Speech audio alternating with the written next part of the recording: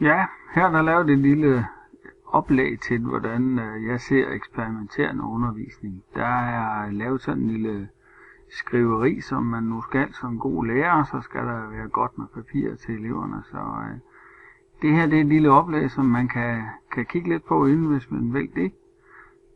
Det handler en lille smule om de tanker, der ligger bag selve den eksperimenterende undervisning. Men der er også nogle små videoklip, hvor vi bruger det rent praktisk sammen med nogle af eleverne, og erfaringerne er faktisk rigtig, rigtig gode. Der er tanker om, hvordan man eventuelt kan bruge det i fremtiden. Nye ting, nye tiltag. Lidt skøre, lidt tosset, men det hører også med til eksperimenterende undervisning. Der er selvfølgelig også en lille smule pædagogik bagved det.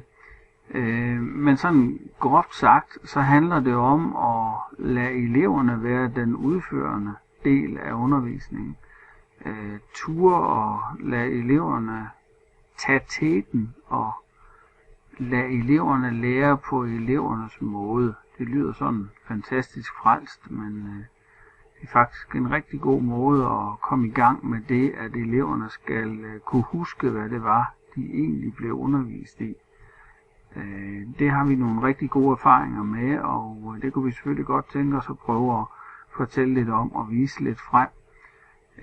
Og praksis i vores egen Moodle er jo et rigtig godt grundlag for at få startet op på sådan noget. Så den ligger klar. Kom og vær med, så tager vi den derfra.